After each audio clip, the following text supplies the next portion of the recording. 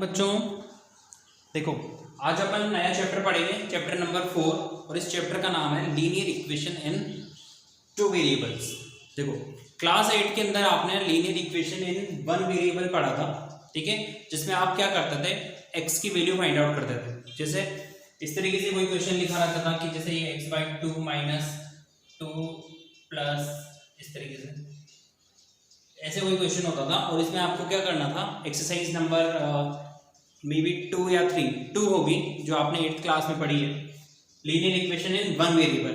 अब अपन क्या पढ़ेंगे, linear equation in two variable. देखो, इसकी जो स्टैंडर्ड इक्वेशन होती है, ठीक है, वो इस तरीके से होती है कि ax plus b is equals to 0, ठीक है। इसको तो आप क्या बोलते हो, linear equation in one variable. क्या बोलते हो बच्चों, इन वन वेरिएबल। अब जो स्टैंडर्ड इक्वेशन होती है ax plus by plus c is equals to 0, ठीक है। ये स्टैंडर्ड इक्वेशन होती है किसकी, linear equation in two variables, ठीक है। तो यहाँ पर ये x और y जो होंगे वो आपके पास दो वेरिएबल होंगे। वेरिएबल किसको बोलेंगे आप, x और y कितने हैं, टू वेरिएबल्स हैं, ठीक है। और ये बाकी के जो है वो क्या होंगे, कांस्टेंट होंगे, ठीक है। तो आपने पहले पढ़ा ही होगा कि वेरिएबल और कांस्टेंट क्या होते हैं। जिनको अपन फिक्स रहता है उसको तो बोलते हैं अपन कांस्टेंट, और जो चेंजेबल होता है उसको बोलते हैं अपन वेरिएबल। तो यहाँ पे आज अपन अपना चैप्टर स्टार्ट कर रहे हैं, ठीक है ना। तो सबसे पहले जो अपन को फॉर्मेट समझना है वो इसी फॉर्मेट को समझना है, ये ax plus by plus c is equals to 0। यहाँ पे आपको चीज समझ में आ जानी चाहिए कि ये जो a क्या है, b क्या है और c क्या है, दीज आर कांस्टेंट, ठीक है। और ये x और y जो है वो है वेरिएबल्स। क्या है बच्चों, ये वेरिएबल, ओके। तो यहाँ पर अपन जो अपनी एक्सरसाइज स्टार्ट करेंगे, सबसे पहले अपन ये समझेंगे कि क्वेश्चन जो अपन को दे रखा है उसको आप टू वेरिएबल में किस तरीके से अरेंज करोगे, ठीक है। तो मैं आपको पहली एक्सरसाइज 4.1 इसका क्वेश्चन आपको बताता हूँ, क्वेश्चन नंबर 2।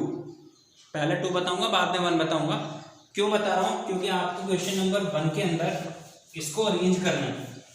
किस में अरेंज करना है, ये जो मैं फॉर्मेट आपके सामने लिख रहा हूँ, इस फॉर्मेट में ax plus by plus c is equals to 0, इस फॉर्मेट में आपको क्वेश्चन को अरेंज करना है। और ये किस चीज का फॉर्मेट है, ये linear equation in two variable का फॉर्मेट है, ओके। कैसे अरेंज करेंगे, जैसे आप चलो क्वेश्चन नंबर 2 का फर्स्ट पार्ट, ठीक है। ये कौन सी एक्सरसाइज है बच्चों, ये हो गई अपनी एक्सरसाइज नंबर 4.1, और क्वेश्चन नंबर 2 का फर्स्ट बता रहा हूँ। क्वेश्चन नंबर फर्स्ट अपन बाद में पढ़ेंगे। तो क्या चाहता है, ये देखो लिखा हुआ है इसके अंदर 2x plus 3y is equals to 9.35 और इसके ऊपर बार, इस तरीके से क्वेश्चन लिखा हुआ है, ठीक है। तो आपको क्या करना है, इसको अपन को अरेंज करना है। किसमें अरेंज करना है, इस वाले फॉर्मेट में। तो देखो इसमें क्या डिफरेंस है बताओ। यहाँ पर देखो, इधर की साइड में यहाँ पे 0 होता है और यहाँ पे ये वैल्यू है, तो इस वैल्यू को किधर शिफ्ट कर दोगे आप, इधर। मतलब अपन इसको क्या लिख सकते हैं, we can write it 2x plus 3y, ये प्लस था, इधर आ जाएगा तो माइनस का 9.35 के ऊपर बार इज इक्वल्स टू 0, ठीक है। देखो ये पैटर्न और ये पैटर्न सेम नजर आ रहा है आपको। तो ये मतलब जो अपना क्वेश्चन था उसको आपने अरेंज कर दिया किसमें, इस तरीके से। और इस क्वेश्चन में देखो अपन से क्या पूछा गया है, साथ में ये भी पूछा गया है कि एबीसी की वैल्यू क्या होगी, ठीक है। तो a देखो, यहाँ पर x का कोएफिशिएंट है a, तो यहाँ पर x का कोएफिशिएंट क्या है, a इज इक्वल्स टू, यहाँ पे लिख लो आप भले चाहो तो। a क्या होता है बच्चों, कोएफिशिएंट ऑफ x। x के साथ में जो मल्टीपल में होगा उसको आप कोएफिशिएंट बोलोगे। यहाँ पर x के साथ में a कोएफिशिएंट है, मल्टीपल में a है, तो यहाँ पर x के साथ में मल्टीपल में क्या है, देखो इसे x कुछ ऐसे ब्रैकेट में डाल दो, सर्कल बना लो, क्या बच रहा है यहाँ पर 2, तो a इज इक्वल्स टू क्या हो गया बच्चों, 2। सेम वे b क्या होगा बताओ, b जो है y का कोएफिशिएंट होता है, क्या होता है, कोएफिशिएंट ऑफ y को ब्रैकेट में डाल लो, सर्कल बना लो, जो बचा हुआ है दैट इज कोएफिशिएंट क्या है, ठीक है 3 और कांस्टेंट c की वैल्यू कांस्टेंट में देखो यहाँ पे प्लस में लिखा हुआ है, यहाँ पे माइनस में आ रहा है तो -9.35 के ऊपर बार। ठीक है फाइनली जो अपना आंसर था मैंने यहाँ पे थोड़ा सा बड़ा करके दिखा दिया आपको। a जो है वो -2 है, b जो है वो 3 है और c जो है वो -9 है। मीन्स a = 2 था, b = 3 था और c = -9.35 के ऊपर बार। ये आपका आंसर था। मैं बस यहाँ पे ये समझाना चाह रहा था कि a क्या होता है। a को बोलेंगे आप कोएफिशिएंट ऑफ x, b क्या होगा कोएफिशिएंट ऑफ y और c जो होगा कांस्टेंट टर्म। तो आपको समझ में आ गया कि क्वेश्चन को पहले इस तरीके से फॉर्मेट में अरेंज करना है, उसके बाद a b c की वैल्यू निकालनी है। एक और क्वेश्चन करके देखते हैं, हमको थोड़ा सा और क्लियर होगा।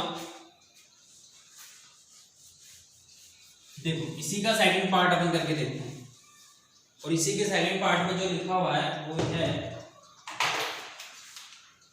देखो लिख रहा है इस तरीके से x - y/5 - tan = 0। अब आप बोलोगे कि सर ये तो ऑलरेडी अरेंज्ड है। देखो इसको आप ऐसे लिखें, कंफ्यूजन नहीं होगा आपको। x + 1/5 माइनस का y + -10 = 0। देखो इसको मैंने प्लस में क्यों लिखा, क्योंकि आपकी जो ABC की जो वैल्यूज होंगी, ठीक है, वो विद कोएफिशिएंट आएगी, मतलब विद साइन आएगी। यहाँ पर a जो है सॉरी x जो है a है, साथ में कोई प्लस माइनस का साइन नहीं है। b के पास में यहाँ पे प्लस का साइन था, यहाँ पे भी इसको प्लस में कन्वर्ट करा, तो सिंपली a = क्या होगा। देखो x के साथ में कुछ नहीं है, इसका मतलब इसको आप ऐसे लिख सकते हो, ऐसे लिख सकते हो ना, क्योंकि 1 को आप मल्टीप्लाई करोगे x से तो 1 ही आएगा, मतलब x ही आएगा। तो a तो आ गया ये, b कितना हो गया -1/5 और c कितना हो गया -10। देखो इस y को इससे मल्टीप्लाई करोगे तो -y/5 ही आएगा। देखो आपको समझ में आ जाए, इस वजह से मैंने इस तरीके से फॉर्मेट में इसके अकॉर्डिंग अरेंज करा है यहाँ पे। ठीक है, कंपेयर करके देखो आप इसको और इसको। ठीक है, तो ए बी सी की वैल्यूज ये आएंगी। ये सेकंड का सेकंड पार्ट है। एक पार्ट और बताता हूँ, थर्ड पार्ट। और थर्ड पार्ट में देखो लिखा हुआ है क्या, -2x + 3y = 6। ये ऐसा लिखा हुआ है। अब बताओ इसको अरेंज करते हैं अपन सबसे पहले। तो इस 6 को इधर लाएंगे, क्योंकि इधर राइट हैंड पार्ट में 0 जी होता है अपन को। तो -2x + 3y - 6 = 0। ठीक है, ए बी सी की वैल्यू क्या होगी बताओ। a x को छोड़ के जो बच रहा है वो a है, तो मतलब -2। b y को छोड़ के जो बच रहा है वो b है और c कितना है बताओ, कांस्टेंट टर्म जो है वो -6। आ रही है आपको बात समझ में। तो इस तरीके से अपन को क्या है, इसको करना है। क्या फाइंड आउट करना था, कोएफिशिएंट फाइंड आउट करने थे, मतलब a b और c, इसकी वैल्यू फाइंड आउट करनी थी। ठीक है, बाकी के जो 3 पार्ट है, देखो एक और बता देता हूँ कितने पार्ट है इसमें। 8 पार्ट है, 3 मैंने बता दिए स्टार्टिंग के, एक और बता देता हूँ 4 पार्ट मैंने बता दिए। बाकी के जो 4 पार्ट है वो आप करना। एक और पार्ट मैं आपको बता रहा हूँ, क्वेश्चन नंबर 2 का कौन सा बता देता हूँ, 5th बता देता हूँ, है ना। 5th लिखा हुआ है इसके अंदर 2x = -5y। ठीक है, तो इसको क्या करोगे आप, सबसे पहले इस फॉर्मेट में अरेंज करोगे। तो यहाँ पर देखो आप, ये 2x ये माइनस का था, इधर आ गया प्लस का 5y = 0। इसको ऐसे लिखा जा सकता है ना, यहाँ पे देखो माइनस को आपने किस में बदल दिया, प्लस में। अब देखो यहाँ पे इसको ऐसे लिख लें 2x + 5y + 0 = 0। अब आप बोलोगे कि सर ये 0 कहाँ से आ गया। ये 0 मैंने अपनी मर्जी से लिखा है, क्योंकि कुछ भी नहीं है वहाँ पे। इसका मतलब क्या है, 0। c की वैल्यू क्या आएगी बच्चों, 0 आएगी। देखो a तो कितना हो गया, 2 हो गया, b कितना हो गया, 5 हो गया, और c कितना हो गया, 0 हो गया। ये आपके ABC की वैल्यू। ठीक है, मतलब अगर x नहीं दे रखा है तो वो क्या होगा, 0। y नहीं दे रखा है तो वो क्या होगा, 0। आया आपको कुछ समझ में। देखो नया चैप्टर है, समझने की कोशिश करो। अगर समझ में नहीं आया हो तो अभी तो पहली क्लास है अपनी, कुछ भी नहीं बिगड़ा है। आप बता सकते हो कि सर समझ में नहीं आया है।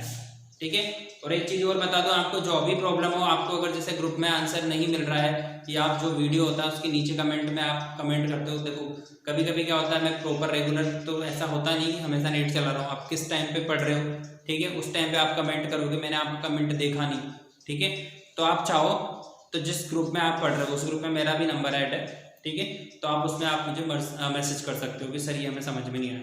ओके बच्चों, तो ये सेकंड पार्ट का बाकी के जो 4 क्वेश्चन है आप उनको करेंगे, बाकी अपन कल पढ़ेंगे। Okay, thank you.